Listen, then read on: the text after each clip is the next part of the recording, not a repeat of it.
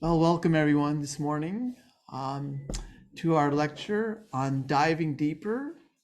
Today we have with us Swami Mahayogananda. He's from the Vedanta study in Hollywood, our Hollywood ashram. And he hasn't come in a long time. It's been a few years, so we're very happy to have him. Today, his topic's on diving deeper, how to dive deeper in our meditations. Swami Mahayogananda. Thank you to Swami Harinamanandaji, my dear brother, for your kind welcome. And it is really, I'm really pleased to be here after a long time, to see many familiar faces and some new faces. And so today, the topic, diving deeper. Sri Ramakrishna used to emphasize this. He used to encourage his devotees, dive deep, go deep. And one person who was visiting him said, "Sir, we're trying, but our bodies are tied to a cork. We can't dive deep. We're caught by this cork." So sometimes it seems like that's our condition. We sit for meditation. I think many of us are very regular meditators, and some of us perhaps are new to meditation. Wherever we are in our path of meditation, we are asked to go deeper. Why? Why should we go deep in meditation?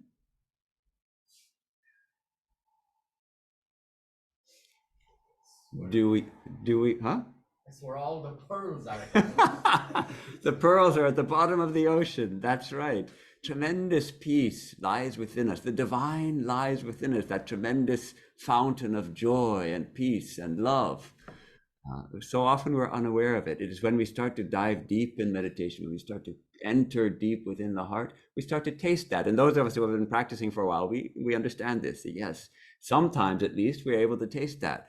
But sometimes it's difficult. So today I'd like to share some things from my own experience mainly, and from the teachings of how we might dive a little deeper. How can we send our minds into a deeper state of meditation? How can we become absorbed in meditation on a regular basis? And I'd like to start with a little simile of bringing the cow back from the pasture to the barn. And there was a young boy, the cowherd boy, who was instructed to bring the cow back. And he went out and started pulling, and the cow was not ready to come in. Cow wanted to eat some more grass, and he was pulling with all his might. He got a stick and he started hitting the cow, and the cow moved off, but wouldn't go into the barn. As he got completely tired out. Then his sister came out, holding a carrot, and held that carrot in front of the cow, and the cow followed the carrot all the way into the barn without any complaints. So when we practice meditation, we have to work with our mind as if it's like that cow. Okay, our mind is like a cow. Cow doesn't want to go into the barn. The cow doesn't want to go, our mind doesn't want to meditate. It wants to think about many things, but when we talk about meditation, we're not talking about thinking of things, like deeply thinking about all the things I'm going to do tomorrow, and I'm going to do this, I'm going to do that. It's a kind of meditation maybe, but not what we're talking about. What we're talking about when we talk about meditation is the mind settles down and calms down into a very peaceful, one-pointed state. So when we to force our mind to do that is practically impossible. So we have to lead it gently. We have to lead it to this state of meditation. Shall we review the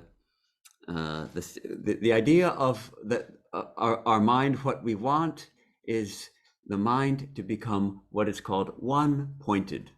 Ordinarily, the mind is, there are different states of mind described in the yoga teachings. One is extremely distracted and restless, can't settle down at all, running around to everything.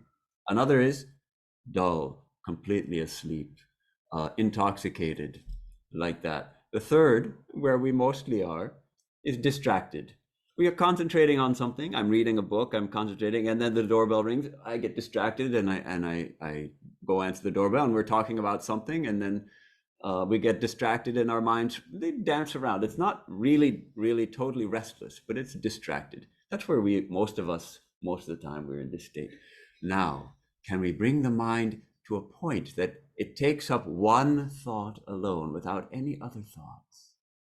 That's called the one-pointed state. There's a state further than that, higher than that, called niruddha, which is complete. All the waves in the mind are stilled. That's a state towards which we are maybe heading, but let's focus for now on coming to that one-pointed state where there's one thought in the mind, one wave in the mind. And gradually after that, we can worry about that wave settling down. So I'm going to talk about some ideas about how we might enrich our meditative practice. However, I want to preface that by saying many of us have received instructions in meditation from a spiritual teacher, our guru. And if anything I say contradicts what you have been told or instructed by your spiritual teacher, I will request you follow what your teacher has told you. What our teachers have instructed us is of paramount, it comes first. That being said, when we were in India, Swami Prabodhananda, who was the previous head of the San Francisco Center, he came to India and we gathered around him and someone asked him this great question. He asked him, Maharaj, do we have to follow the teachings of our guru our whole life long? He said, yes, without question. You have to follow implicitly the instructions of your guru, but you can expand it. You can expand it. So what I want to talk about today perhaps falls in that category of expanding those instructions. So first of all, when we start feeling like, yes, I really want to do this, I want to learn to meditate, I want to go deeper, one thing we need to look at is how much time are we spending in meditation? An hour, half an hour twice a day, an hour twice a day if possible. What are we doing the other 22 hours of the day? How are we spending that time? How much of a priority is it? How much do we really want meditation? If we really want to meditate, we'll need to spend be a little careful about how we live the rest of the time. If we go and watch the latest shoot 'em up thriller movie and then think we'll go home and meditate before bed, forget it. It's it's going to be very difficult to calm the mind after it's gone through this turmoil of a shoot 'em up movie or whatever. All right, we might feel like we want to keep up with the news, but are we going to do that before meditation? Not a good idea. If we're going to if we need to keep up with the news, after breakfast, and then we've had our meditation, we've had our breakfast. Okay, we see a little news, and then carry on with our day. We pay a little attention how we live. One Swami advised me when I was just joining the order. He said, "Protect your contemplation." This is what he was talking about. Protect your contemplation. When we're serious, all right, we'll be a little careful. And that's really part of what Patanjali is talking about, the author of the Yoga Sutras, the Raja Yoga teachings on meditation. He gives 8 steps, right? Those of you who know about the 8 steps of yoga. And the first 2 have nothing to do with, we think meditation, all right, you sit like this and all this. That only comes later. The first 2 steps are all about how to live carefully, how to live a moral life, how to live a proper life. Don't harm others, don't steal. He gives several don'ts and then several do's. So these don'ts and do's, sometimes we think, oh, that's kindergarten religion. We want to learn about meditation and samadhi. Well, meditation and samadhi are based on a foundation. And so that's something that at least we just touch on that. The foundations of our spiritual life lie in how we interact with others, how we telling the truth. If we tell a lie, gradually it creates a little crookedness in our minds, and then when we sit for meditation, that crookedness is still there. We have to remember, oh, I told that person this one, but I told this person that one. So if they meet together, I'll be in trouble and that kind of thing. So it's much easier in the long run just to stick with the truth as much as we can. So These are the these are the yamas and niyamas of Patanjali, and very helpful for our spiritual life. But all right, now let's. I think most of us know this, but it's good to review them. Regularity. You know the animals. If Pavlov's dog, right? You ring the bell, and the dog starts salivating. Our minds are like that. They get used to patterns and used to routine. So if we're serious about meditation, we should do it at the same time every day, because the mind gets used to it. The mind starts to get to expect it. All right, every morning at 5 o'clock or at 6 o'clock or at 7 o'clock, I'm going to sit for meditation for half an hour, whether you like it or not, oh mind. But if you do it with me, you'll feel happy, you'll feel better. So make friends with our mind like that. We make friends with our mind and get some regularity. This is important. And the same place also helps. We come to the same time, same place, set the atmosphere. I noticed you have a little om playing in the shrine. That's very nice. That may be helpful for some people to put a little om. Though ultimately we have to direct everything from within, of course. It's going to be hard to meditate on the bench in the bus depot or the train station. You go to a nice quiet place, a temple. This temple is a wonderful place to meditate. And though we like to say that the quality of our meditation is more important than the quantity. 10 minutes of concentrated, beautiful meditation is better than an hour of sitting with a distracted mind. But at the same time, we have to be honest. 10 minutes a day is not going to cut it. We're not going to be able to go deep if we're just doing 10 minutes a day. That's where we start. We shouldn't start, if we're just starting our meditative life, we should, I'm going to do 2 hours a day from the very beginning. Forget it, it won't happen. In fact, Swami Chidbrahmananda, he told us that he suggests to beginners, and he himself followed this, something like at the very beginning, when he first started meditating, he did 2 minutes a day, because he knew he wouldn't be able to do more than that, just 2 minutes. And then he slowly increased it by 1 minute, say 2 minutes a day for a week, then 3 minutes a day, for gradually increase our time.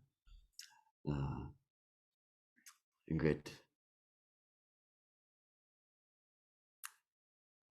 So there's something about what we call a mood for meditation, a bhava, that the mind, put the mind in a spiritual mood.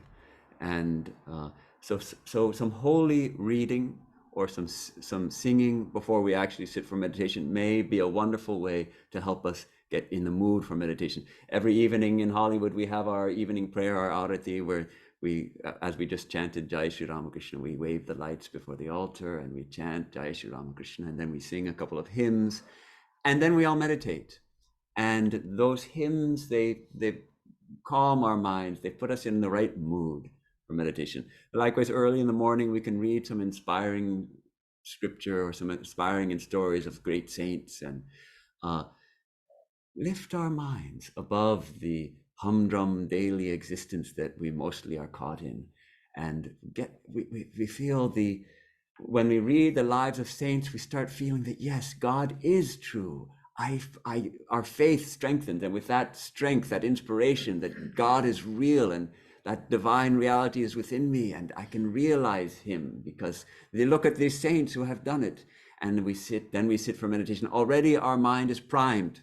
We've already got this mood. So cultivating this mood is, I think, very helpful, paying attention to our mood.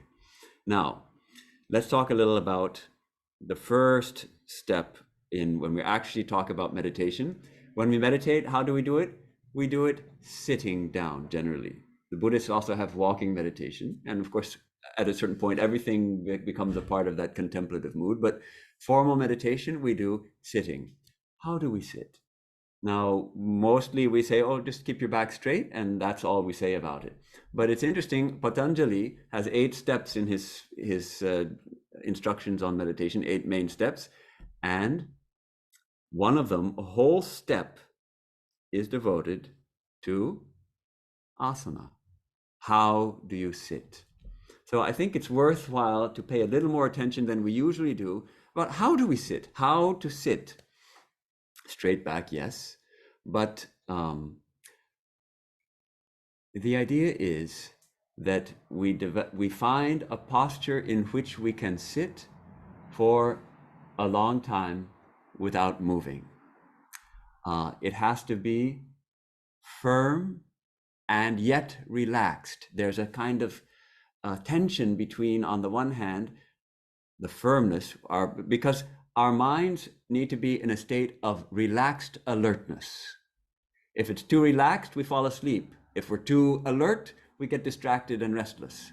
So it's a kind of balance we need between, on the one hand, alertness and attention, and on the other hand, being relaxed. And so to place our bodies in that condition is a great help for meditation, that the body is firm and it doesn't move. When we first start sitting in meditation, after 5 minutes, or maybe after 2 minutes, my knee itches. Okay, scratch the knee. Okay, there we go.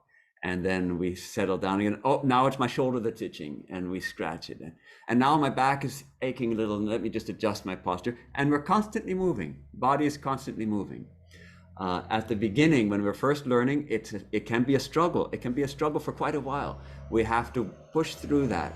If we can, because a time comes when we can sit without moving for half an hour or 45 minutes.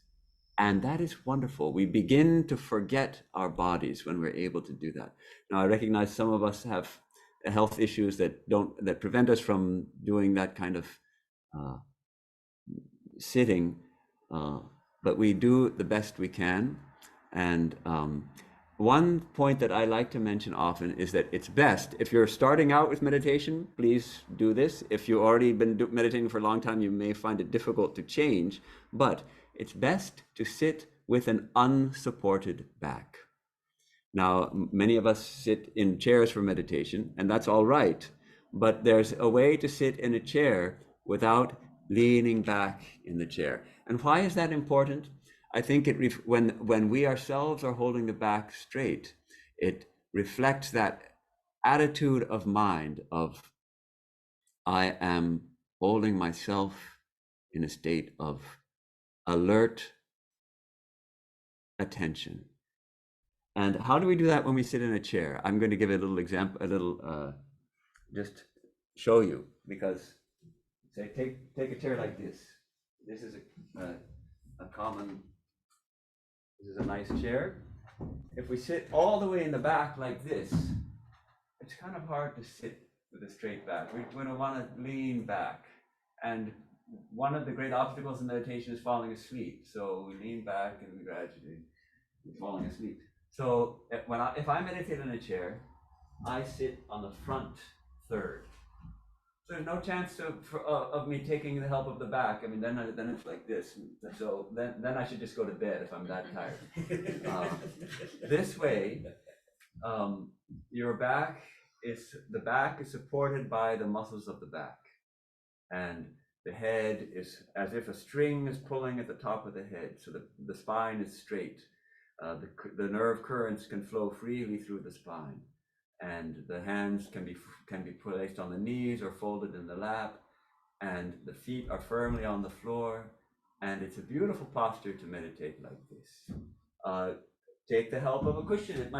Your chair might be too low. Then take a cushion. We can place a cushion or two under our seat, and say, now for me, this will be much better to meditate, because my legs are just angled down just a little. The thighs are angled just a little down, and I feel happy this way. Someone who has short legs, like you're putting a cushion under your feet. For some people, it might be a tall chair. They might put a cushion under their feet so that it's a nice, stable position. If you're able, I highly recommend sitting on the floor for those who are able, because it's a wonderful. It's very grounded. You're sitting on the floor. When we go deeper in meditation, sometimes we may feel a little, we start to lose a little bit of the consciousness of the body, and one may feel a little unstable. That doesn't happen if we're sitting on the floor. Here also, however, we want to keep our back straight. And for that, it's a great help often to use a cushion, because if we're sitting flat on the floor, the back tends to get bent. Whereas if we lift up the buttocks 2 or 3 inches, that makes it easier to sit straight for a long time. And if we can fold our legs out so the knees touch the floor. A wonderful, stable position for meditation. So this position for meditation reflects the attitude of our mind, of awake, alert, and yet relaxed. And then as we're sitting, we go through. We can scan through the whole body from the top down to the feet and relax. Make sure we're not holding tension in our shoulders. All right, notice that. Release it. Breathe deeply. Release the tension in the body. Fill the body with prana, that energy. And to take the help of the next step in Patanjali's Yoga Sutras, pranayama. After yama and niyama is asana, and then pranayama. And that is taking the help of the breath. These two together, asana and pranayama, are very helpful for bringing the mind to a state of calm and a state of focus.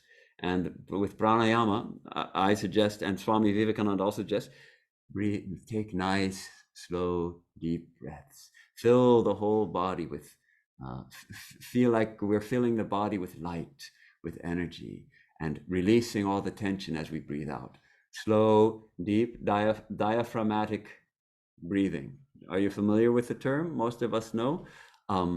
We're not using the muscles of the chest to breathe. We're using the diaphragm. So the belly will actually go out. When we breathe out, when we exhale, the belly goes in. When we inhale,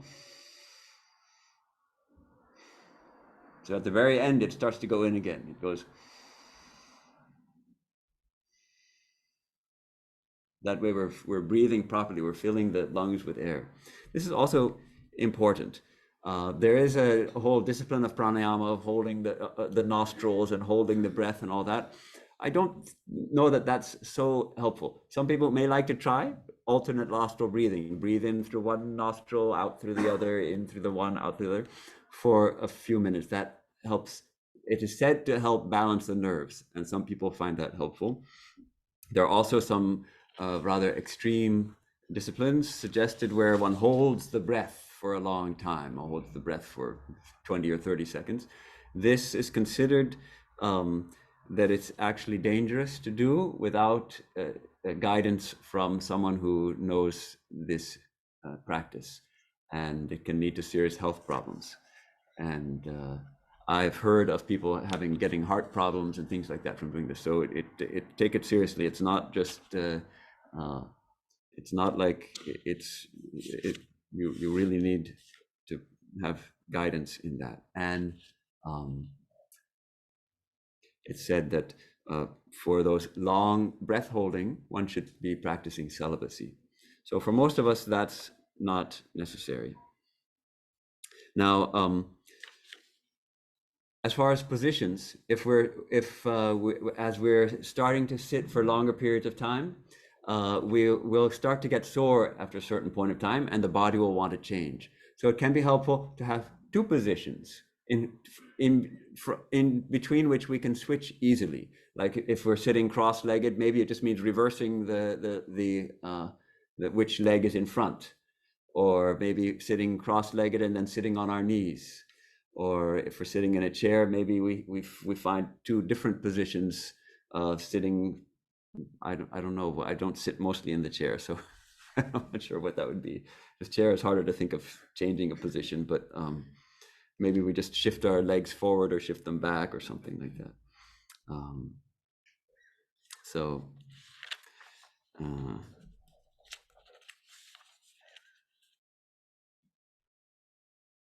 Okay, so now we've talked a little bit about the asana and the importance of it, and I can tell you this wonderful practice of, and we ignore it. I'm sorry to say that Vedantists ignore this a little bit, and I actually learned good posture for meditation from the Zen Buddhists. Before I joined the monastery, I also explored Zen Buddhism a little, and there they emphasize it very much. And they'll correct your posture. If you're sitting crooked, someone will come around and tap you on the shoulder with a stick. And we think, well, it's actually very helpful. Then you realize, oh, I'm leaning over, oh, I'm slouching. And Sri Ramakrishna used to do this too with his disciples. He used to correct their posture. So that's why I'm giving a little more time to it. It's actually important. And if we can start to feel like we become mindful of our whole posture, and then with the breath, we start to feel that the entire body is firm and motionless and relaxed. It's a wonderful way to start our meditation and focus the mind, and then the body becomes less of a hindrance in our meditation. So sometime I'd like to do a little retreat on that with some guided meditations with doing exactly this kind of thing. All right. So then this breathing, if we have a mantra, we connect the mantra, or we can connect Om also to our breathing. If we're practicing a deep breathing, Om is a wonderful, extremely powerful mantra, very powerful sound image of the divine. And as we repeat it silently within, we can feel its vibration filling our whole body, filling our whole mind. And this is a wonderful way to start our meditation. All right. Now,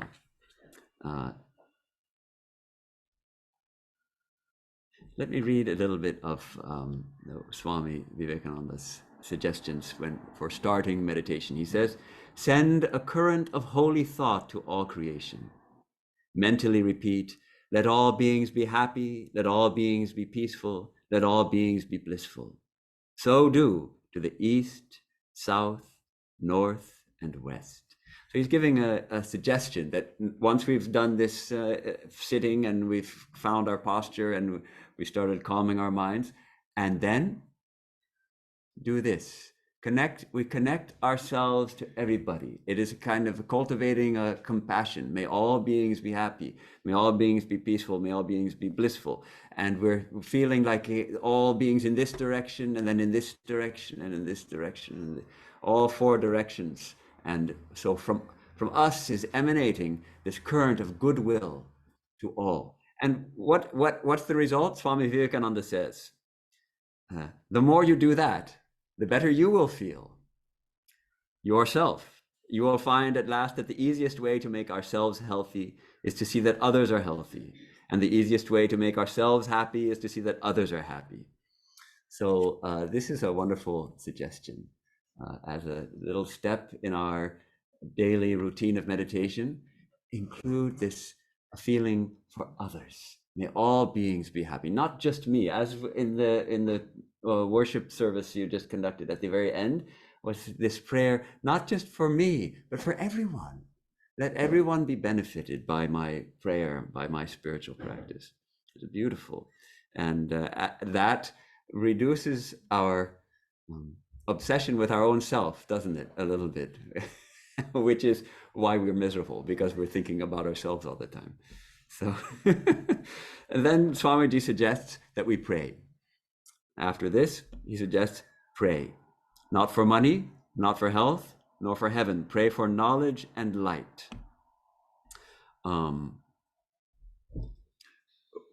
Serious spiritual seekers, spiritual aspirants will turn to God for everything. So yes, if there's a financial difficulty, we also pray. Definitely. And often the idea is, Swami Swahanji used to say, to Sri Ramakrishna, you pray only for spiritual qualities like devotion and love. To Mother, come for everything. You can come to Mother for everything. If suddenly the stock market crashes and you've lost half your retirement savings, you're going to pray if you're a seeker, right? But at the time of meditation, we don't pray for those things at the time of meditation, Swami Vivekananda suggests. But yes, the more we can connect our lives to the divine, the better for us. The more deeply we can go in meditation when it comes time for meditation. But at the time of meditation, let us pray for devotion. Let us pray for purity. Let us pray that we can meditate. Oh Lord, help me to meditate. Help me to become absorbed in you. I want to meditate. I want to feel what it's like to just immerse myself in the ocean that is you. This kind of prayer, it's recommended when we start. And this is another one that we in Vedanta ignore. This is where the Christians have really emphasized prayer. And we say, oh, just meditate. In fact, one of my brother monks, early on, I asked him, well, what do you pray? What kind of prayer do you do? And he said, oh, I try to get that out of the way right away so I can do my japa. Okay, well, maybe that works for him. And he's a great fan of japa and a serious seeker, no doubt about it. But there is a place for prayer. And if we read the Gospel of Sri Ramakrishna, I think many of us are familiar with that holy book. Sri Ramakrishna, he does talk about meditation, but he talks more about prayer. He tells people, pray to the Lord, pray to Mother. And if you look at the language, it's very interesting. He doesn't, of course, he's speaking the Bengali language, translated beautifully, but he doesn't use the word prarthana, which is a word meaning prayer as we think of it. He mostly uses the word daka, to call. So it's not always translated quite literally. Very often he says, call on God. So it's not just, when I think of the word prayer, I think of, oh Lord, please protect me and please, like that, kind of a little list of a grocery list. So Lord, I need this and I need that and I need that, and these are the things I'm praying for. But call means, God, I want you. Mother, I want you. He describes how the child is happily sucking its toy, and then suddenly it had enough of its toy and it doesn't want it anymore, and it throws it out and it cries out, Mom! And then only does Mother come running. So God comes running when we call. Mother comes running when we call. So this idea of calling, cultivating a longing for God. See, it's going to be very difficult, actually, frankly speaking, to meditate on God, at least if we're doing a kind of devotional meditation. It's going to be very difficult if we have no longing for God, no love for God. How do we develop that longing? Through prayer. That's one way. Through. I mean, there's many aspects to it. Through reading devotional literature, through holy company, gathering like this with other lovers of God, and through prayer. We develop a relationship with a being who hears our prayers and responds. That's the idea of the practice of devotion. So this prayer. In fact, when we find the mind extremely restless and it doesn't want to settle down, then we can always pray. In fact, sometimes it's easier to keep our minds focused in prayer than when we're quote unquote meditating. Those of us who have been doing it for a while know that we have a certain mantra maybe that we're using, and we start to repeat that mantra, and we've been doing it for years now. And so we repeat the mantra, and meanwhile the mind is planning out tomorrow's business meeting, or which movie I should go see tonight after supper, or all the things it's planning. The mantra is sort of being repeated, but mind is very active in other things. If we're praying, if we're talking to God, it's very difficult to hold a conversation and do all that planning. So sometimes when the mind is very restless, we can use prayer. And I actually think that in some ways it's more helpful to pray at the beginning, to pray much. And Sri Ramakrishna has some beautiful kind of prayer mantras, you can almost say, and one of them is Sharanagata, Sharanagata. He has this beautiful prayer to the Divine Mother, which is, O Mother, I throw myself on thy mercy. I take shelter at thy hallowed feet. And that is the translation of Sharanagata, Sharanagata. I throw myself on thy mercy. I take shelter at thy hallowed feet. It's a little bit of a longer prayer. It's a beautiful prayer. It's from the Gospel of Sri Ramakrishna. You can look it up. It goes through all these. I don't want name and fame. I don't want creature comforts. I don't want occult powers. I only want pure love for you, Mother. That's the idea behind this prayer. So at first we have this long prayer, which might seem like a beautiful prayer, and then perhaps we can find the essence of that prayer. For us, it might be just one line of that prayer, and that one line can be repeated, and that builds that bhava, that mood of longing. And for me, with that prayer, it's Sharanagata, Sharanagata. I take refuge in you. I throw myself on your mercy. I take refuge. I take refuge. I surrender myself at your feet. That mood is given by those two words, Sharanagata, Sharanagata. So that's how a prayer actually can ripen, as it were, deepen into a kind of very meditative prayer, that we just choose a short phrase from our prayer and deepen it like that. Since we're talking about praying, finding a nice prayer to memorize and recite, like perhaps that prayer of Sri Ramakrishna, or the Gospel of Sri Ramakrishna is full of Sri Ramakrishna's prayers on the one hand, and also so many songs, so many hymns, which are beautifully translated as poems, which are fantastic prayers. One that I like very much: Thou art my all in all, O Lord, the life of my life, the essence of essence. In the three worlds, I have none else but thee to call my own.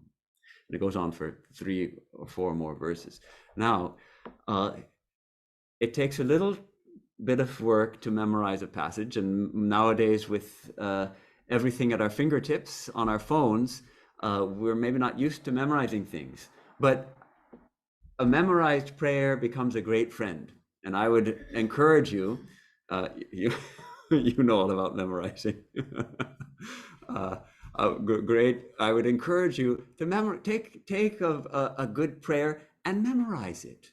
Then you have it with you wherever you are, and you can call it up. And the instructions about reciting a known prayer like this are as follows. From at least the instructions that Eknath Ishwaran gives in his passage meditation, and this is helpful. This has been very helpful for me. Take a passage, a beautiful prayer like this, and recite it slowly. It's not to get through it; it's to feel it, to let the words sink into your heart. Thou art my all in all, O Lord. We're doing this mentally, not outside. Thou art my all in all, O Lord, the life of my life, the essence of essence. And tomorrow I will go to do my grocery shop. When that happens, this is the important instruction. When that happens, start over from the beginning. Yes, this is very important. I can say, no, I'll get back to the prayer. I just need to figure out my grocery list for tomorrow's groceries. Then we're not going to go deep. The instruction is to start over. Why? Because the mind then learns that it's not allowed to wander. Because I got to start again. Yeah, you got to start again because you got distracted. You left the prayer, so you got to start again. Okay. So gradually the mind learns, and I from my own experience I can tell you, yes, I can get through the whole prayer without getting distracted. But at the beginning I couldn't. At the beginning I would start and go off this way or go off that way. So this is the instruction: start over from the beginning. So this is a beautiful practice which I commend to you, at least to give it a try. To take a beautiful prayer or a holy passage from a book, memorize it, and let that take us to a deeper state of concentration. And then, of course, for those of us practicing in Vedanta, we also have received from our teachers a mantra. And at that time, we can add the mantra. And this is something that if we haven't had that experience, something I should mention, that it's not an absolute essential something, but it's a great help to receive a mantra. We can read mantras in books, no doubt, But which mantra? There's so many mantras, and I'll try this one today and this one tomorrow. And so when we approach a teacher and ask for instructions, he or she will give us specific instructions, including this. So we have a mantra to use and we stick with it. We don't decide, well, tomorrow I'm going to change it to that mantra. It's a great help in taking us deeper. Though, of course, we have, I've already talked about how it's also easy once we get good as it were, as when we get accustomed to repeating the mantra, that the mind can as it were start thinking about other things while in some sense still repeating the mantra. There are two teachings on this. First is Swami Vivekananda suggests, yes, even if the mind is restless, keep doing the mantra. And he says, as some people break a wild horse, by always keeping his seat on his back. So we force the mind to continue repeating the mantra. That's one way. But I think it's easy to waste time, more or less waste our time, saying that we're meditating, but actually thinking about all kinds of things and idly in the background of the mind repeating the mantra. It's mechanical japa. I think we need to avoid this habit. Those of us who have been practicing for a long time, all of us struggle with this, I think. It's something to take. Let's be honest. Look at the quality of our japa. Are we repeating the mantra with good concentration or not? I think one bad habit we sometimes get into, I certainly get into, is repeating the mantra too quickly. I've been repeating the same mantra for many years, so I can repeat it pretty quickly. When I first started to do a whole 108, boy, that might take 20 minutes. Now I can do 108 in about 1 minute if I go really fast, but I think that's too fast. Am I really repeating it, or am I sort of half repeating it? So I think for me at least, should be 2 or 3 or 4 minutes or something for 108. We each need to find our own proper speed, but too fast means we're not giving our whole mind to it. So slow down. Let's repeat each syllable of the mantra.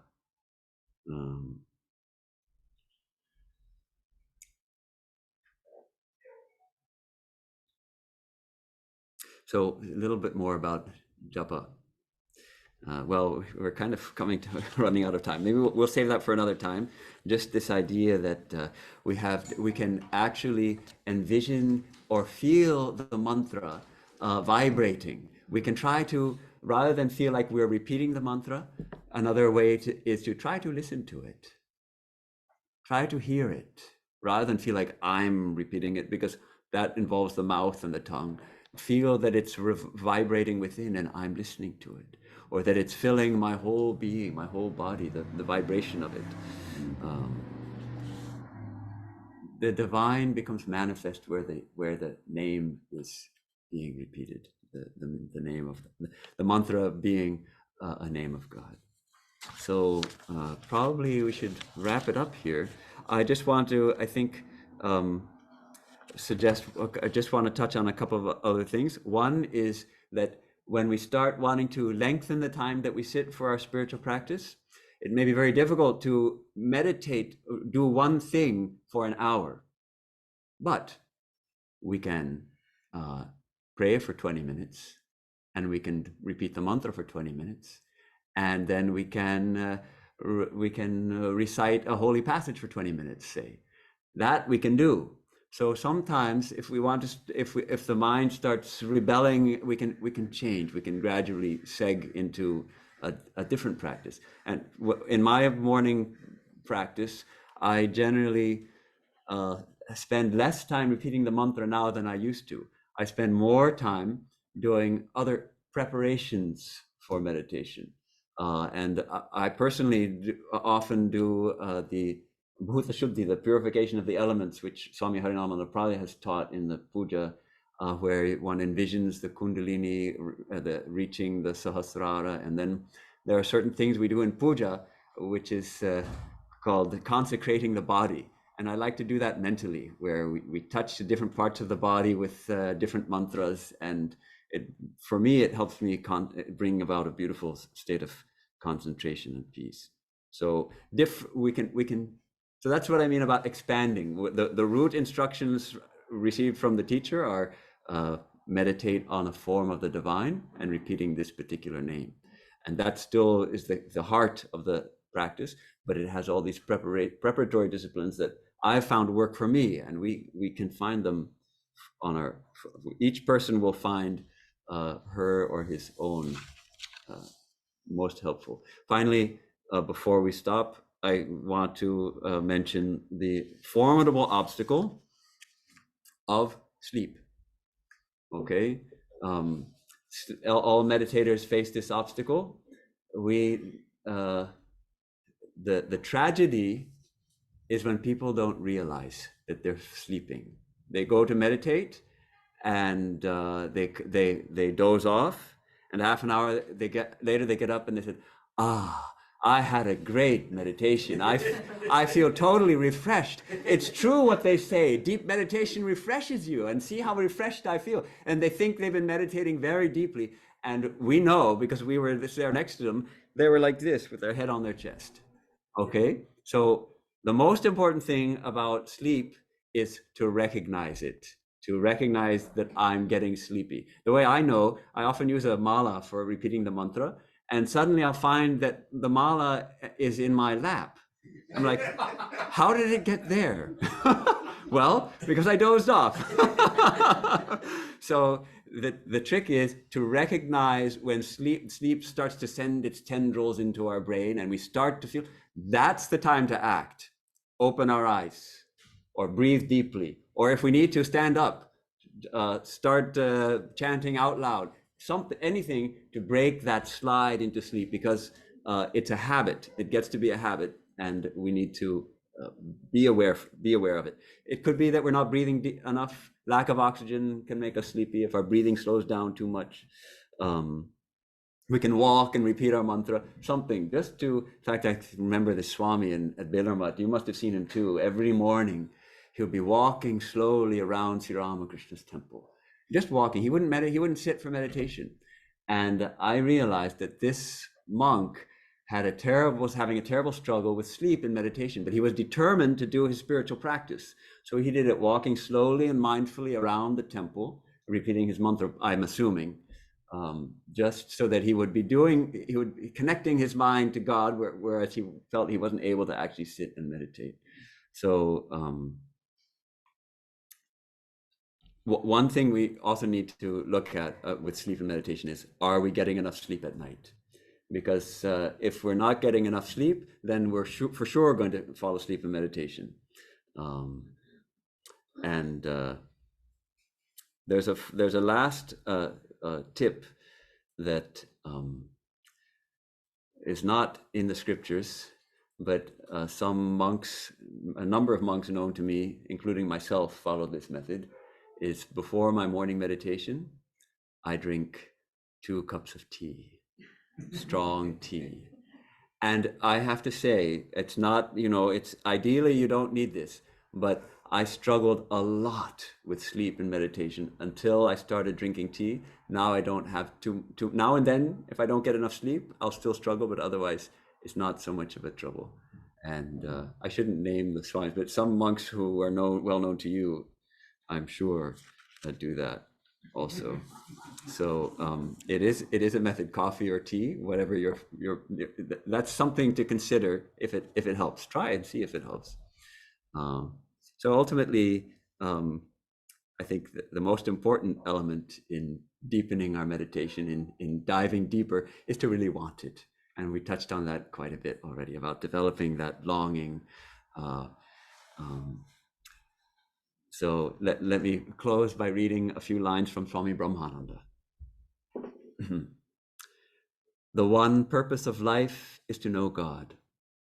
Learn to be absorbed in Him. Activity is not the goal. Work without attachment is only a means to absorption in God. Meditate and dive deep. As you dive deep, you will know that God alone is real, and that everything else is unreal. When through spiritual practices a little awakening comes, do not mistake that for the goal.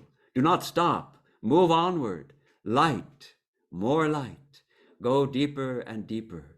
You must see him face to face and talk to him. Enough of study and argument. Now, gather the forces of your mind and direct them toward God and God alone. Plunge into the ocean of bliss. Thank you. Now we have a closing song or? No, Q&A. Oh, Q&A. So if you have any questions, just wait for the microphone and raise your hand. Okay. Uli's got a question.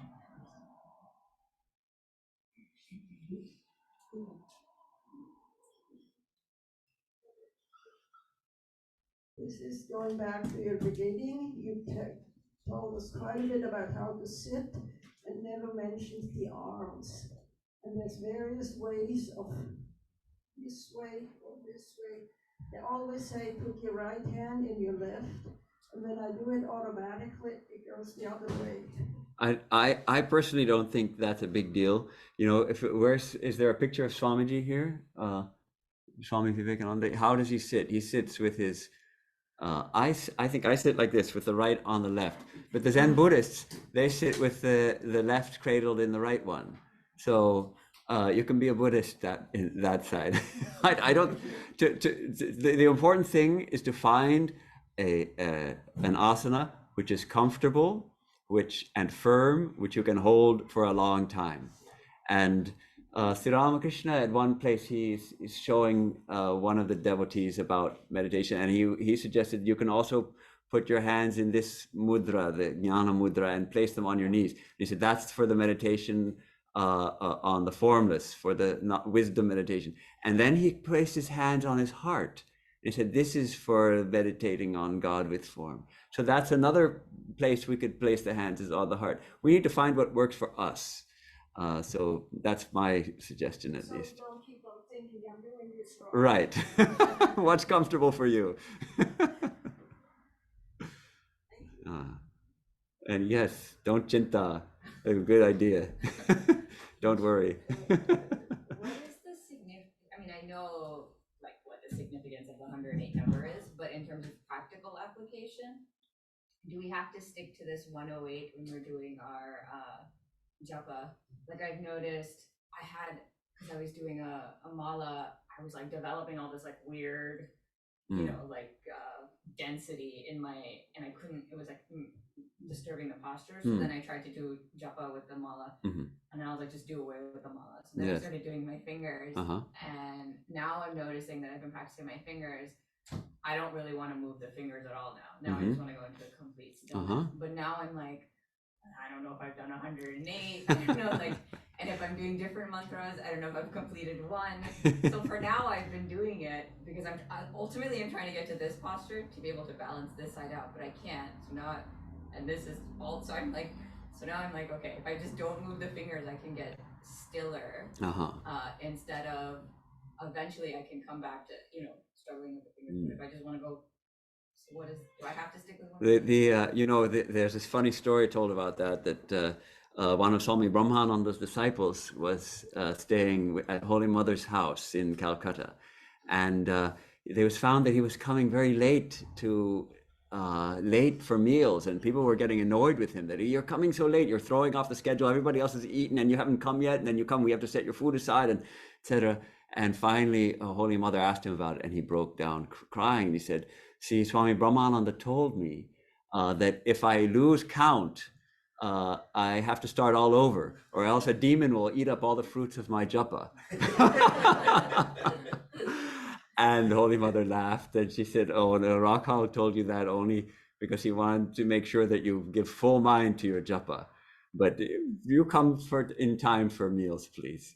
So I think this idea of 108, it's the point is that when we start out, the mind is going to want to find excuses for not doing things, and so 108 is like a minimum that when the new disciple has been initiated, do at least 108. I mean, I know young people, you know, that's a lot for some people. That's a lot. So it's a way of saying, okay, do at least that much. Once we've been practicing for a while, we know our mantra is going deeper. For some people, they don't feel the need to count anymore. For some people, it's a part of their practice. For Swami Swahananda, actually, it was a part of his practice. He used to do, as far as I know, 10,000 a day. 10,000 repetitions. So that's why he would be up in the middle of the night when he'd wake up a couple of times in the night, and he would do japa to finish those 10,000 every day. But for other people, perhaps that's not your path. So find what works for you. But the only caution is, don't let that be an excuse for slacking off. You know, I don't have to.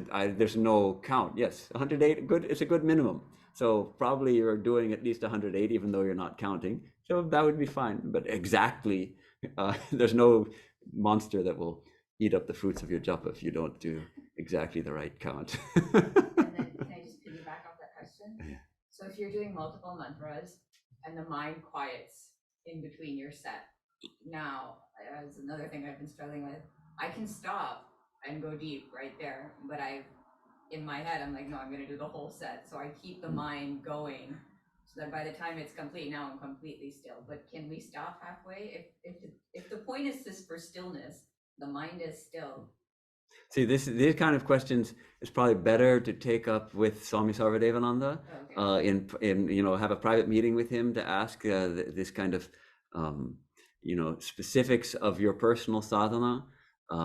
That's ultimately it's up between when we've been practicing for a while, it's said that our mind becomes our own guru.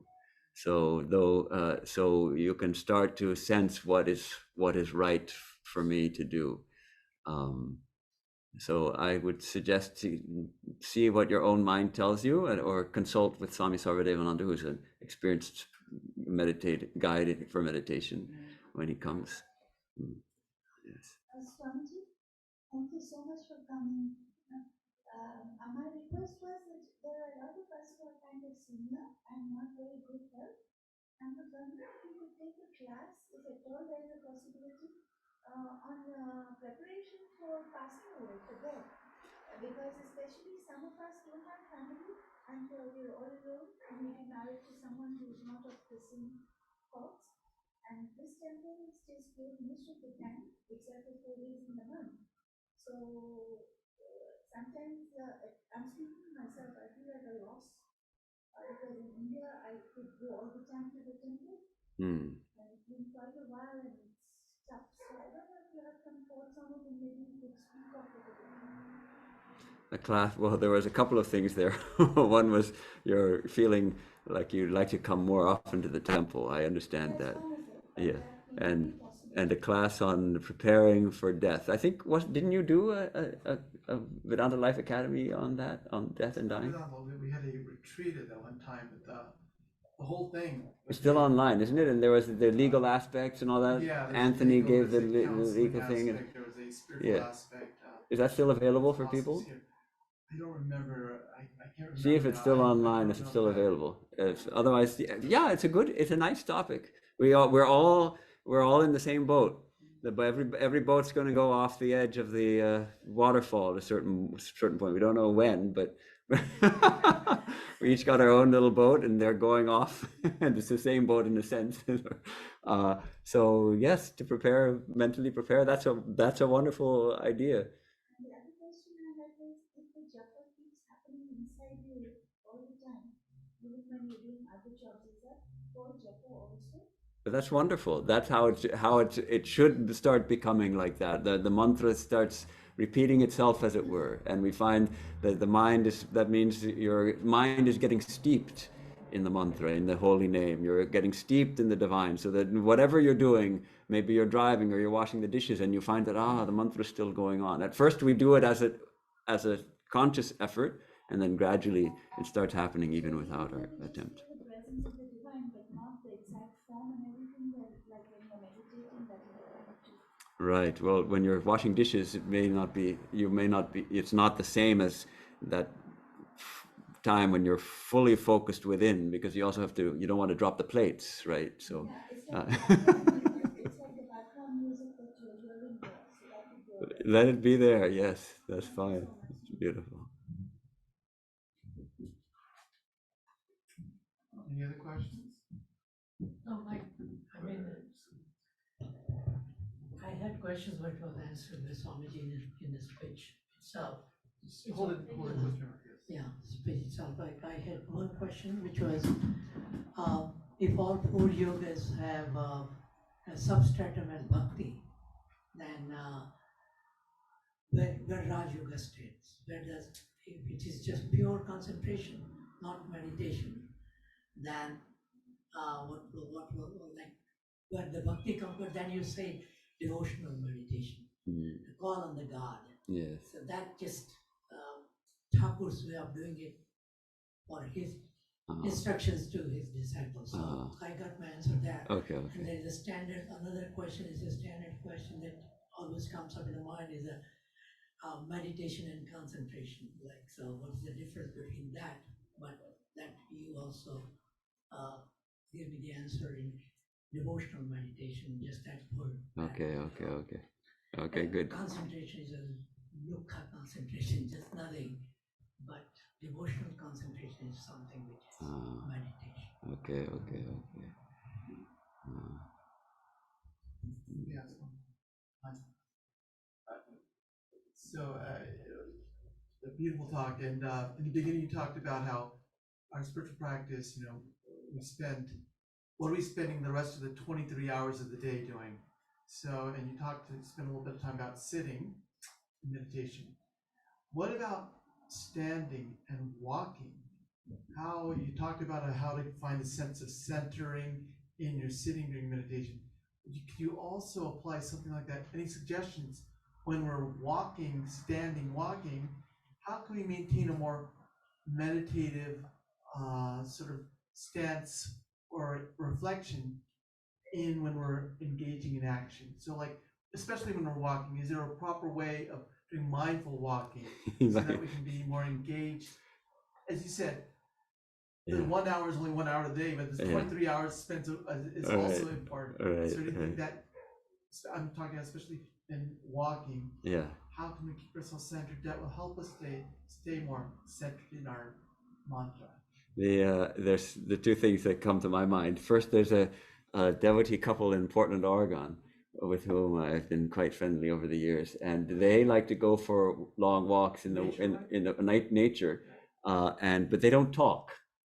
They go together, and they took me for a walk, and so pretty soon we all fell silent, and we were walking, and then they understood, and I also understood. We understood each other, and they call it Waka Japa.